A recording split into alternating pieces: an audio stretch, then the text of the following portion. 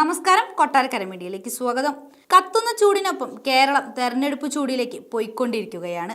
പാർട്ടികൾ സ്ഥാനാർത്ഥികളെ പ്രഖ്യാപിക്കുകയും പ്രചരണം നടത്തുകയും ചെയ്യുന്നു.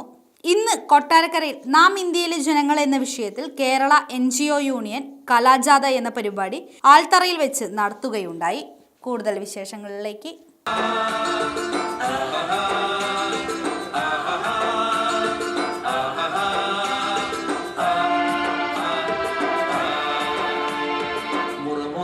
പിന്നെ ഈ നാട്ടിൽ മുളപൊട്ടിയ വികസന വഴികൾ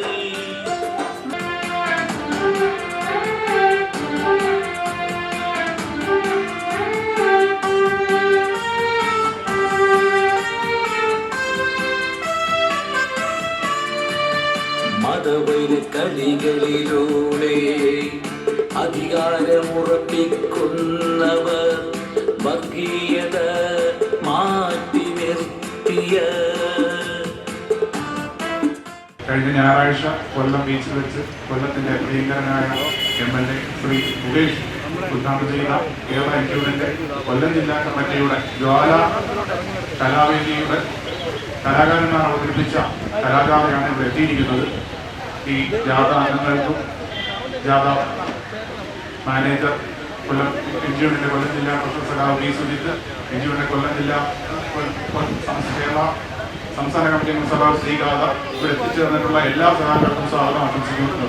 രാഷ്ട്രീയമായി ഇടപെടുക മാത്രമല്ല, ഭരണഘടനാ സ്ഥാപനങ്ങളെയും സ്ഥാനങ്ങളെയും ദുരുപയോഗം ചെയ്യുക, അതിന്റെ വലിയ പ്രതിസന്ധി നേരിടുന്ന ഒരു സംസ്ഥാനമായി നമ്മുടെ കേരളവും മാറിയിട്ടുണ്ട്.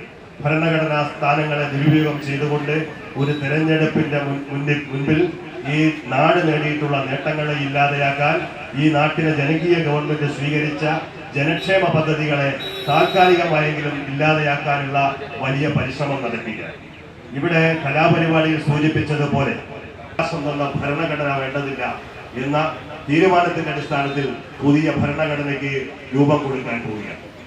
ആരാധനാലയങ്ങളെയും പാർലമെന്റ് സംവിധാനങ്ങളെയും ഭരണഘടനാ സംവിധാനങ്ങളെയും എങ്ങനെയാണ് കൂട്ടിക്കുഴയ്ക്കുന്നത് എന്നൊരു പരീക്ഷണശാലയായി ഇന്ത്യ മാറി. രാമക്ഷേത്രം ഉദ്ഘാടനം ചെയ്യേണ്ടത് പ്രധാന തന്ത്രിയാണ്, അത് ഉദ്ഘാടനം ചെയ്തത് പ്രധാനമന്ത്രിയാണ്. പാർലമെന്റ് ഉദ്ഘാടനം ചെയ്യേണ്ടത് പ്രധാനമന്ത്രിയാണ്, അത് ഉദ്ഘാടനം ചെയ്തത് പ്രധാന തന്ത്രിയാണ്. ഇത്തരത്തിൽ വിശ്വാസത്തെ മുതലെടുത്തുകൊണ്ട് ഒരു ലോക ജനസംഖ്യയിലെ പട്ടിണിക്കാരിൽ 58% ജീവിക്കുന്ന രാജ്യമാണ് നമ്മുടെ രാജ്യം.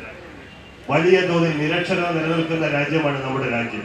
ഈ ദാരിദ്ര്യത്തെ നിർമ്മാർജ്ജനം ചെയ്യാനും നിരക്ഷരതയെ നിർമ്മാർജ്ജനം ചെയ്യാനും പരിശ്രമിക്കുന്നതിന് പകരം ഇതിനെ രണ്ടിനെയും രാഷ്ട്രീയമായി എങ്ങനെ ദുരുപയോഗം ചെയ്യാം എന്ന വലിയ പരിശോധന നമ്മുടെ രാജ്യത്ത് നടക്കുകയാണ്.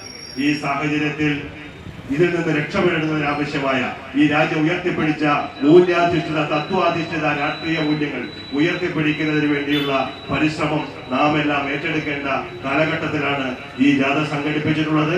ഇതിന്റെ സന്ദേശവാഹകരായി മാറുക എന്നുള്ളത് മാത്രമല്ല, കഴിയുന്നത്രയും ആളുകളിലേക്ക് ഇതിന്റെ സന്ദേശം എത്തിക്കാൻ കൂടി പരിശ്രമിക്കേണ്ടതുണ്ട് എന്ന് സൂചിപ്പിച്ചുകൊണ്ട് ഈ ജാഥയിൽ പങ്കെടുക്കുന്ന കലാകാരന്മാരെ അഭിനന്ദിക്കുന്നതിനോട്